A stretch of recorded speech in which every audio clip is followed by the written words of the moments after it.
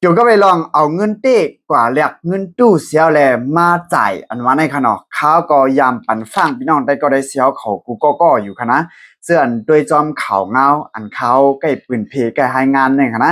และยุ่มยามาพี่น้องได้ก็ได้เสียวเขายามหันอยู่ขณะกำในขณะมีคนรู้สุมันแลฮัดมาออกลาดนี้ขึ้นนั่นขณะเนาะแลซ้ำเป็นเจ้าหือหลายๆซ้ำมาปันฟังพี่น้องได้ก็ได้เสียวเขาเจ้าหือหลายๆในวันมื้อนี้เฮาขามาฮับถอนยินกว่าจำกันเนาะและมีพี่น้องคนเมืองไต้เฮาขาดปีหนึ่งย้อนขาเฮามาให้ปืนเผาบันเกี่ยวกับไปลองการเงินตู้เงินปลอมอันเอาให้เอาเงินเต้กว่าเรียกเป็นเงินตู้เสียก็จ่ายนั่นกันนะได้ลองตั้งเขาในมีจังหือเปลี่ยนจังหือในเฮาขามาฮับถอนเงินกว่าจำกันและมื้อนี้ก็ถึงมาวันที่22 6เดือนปี2526ค่ะเนาะพี่น้องคนในเมืองจึงไต้เฮาข่าวเวียง1ปี1ค่ะเนาะกล่อมไขลัดจื้อมันกันนะคะนะมันไขปืดผุยจื้อเจ้าเก่านะคะเนาะแลแหน่มั่นใจว่ายุ่มยามาลิโคในเตมีพรดีแลหนังคือเดียมเปลี่ยนจังหนังมั่นใจนั่นแหน่เข้ามาปั่นฟัง10ปั่นฟังพี่น้องได้ก็ได้เสียเขาขึ้นแหน่ขนาดเนาะแลแหน่เฮาขามาดูอ่านกว่าจ้ำกันค่ะเนาะ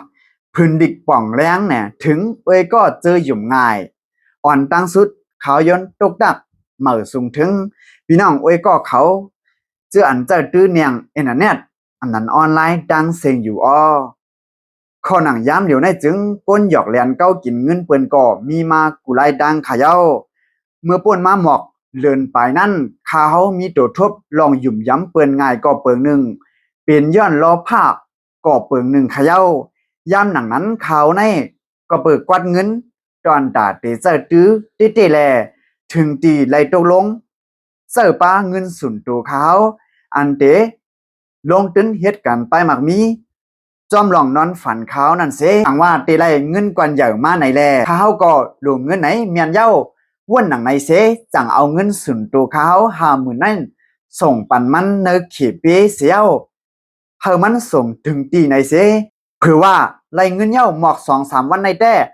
หลากหลายสังเผื่อว่าป้น2-3วันหลัดกันไว้เย้าไหนมันปอบปลอกเปียดขาเย้าไว้ในมาคาก็จังขึ้นหู้ตัวเจ้าเก่าว่าญาเหรียญเย้าคาลองอ่านเขาเฮ็ดหน้าตื่อเสหยอกเรียนกว่านั้นแต่มันจะมีหลายๆข้องค่ะเนาะเดี๋ยวมีหมายคับครูของกาขันปยปั่นหรือเขายำไปนี่ค่ะนะปยหมายหนึ่งในเดี๋ยวมี50,000ตีไรเงินปลอมซ้ำเนี่ยตีไร600,000เนี่ยค่ะนะเขาปั่นดื้อค่ะเนาะแล้วตีไรไปเขาดัง3วันเนี่ยค่ะนะปยหมาย2-3เนี่ยเอาเงินตีเสียเรียกนั่นขนาดเนาะบ่เอาเงินตีเรียก100,000เนี่ยตีไรเงินปลอมในเนี่ย1200,000ข้อหมาย33เนี่ยเพราะว่าเอาเงินเต้สิเรียก600,000จึงเนี่ยสิได้เงินตู้อันนั้นเงินปลอม70,000เนี่ยค่ะเนาะอันนั้นได้ก็อยู่ดีพี่น้องไต้กวนเมืองในจึงไต้เฮาขาก้อหนึ่งค่ะเนาะส่งมาปันเขายอดยินเฮาเขาสืบปันฟังปันพี่น้องได้ก็ได้เสียเขากูก็นั่นขนาดเนาะ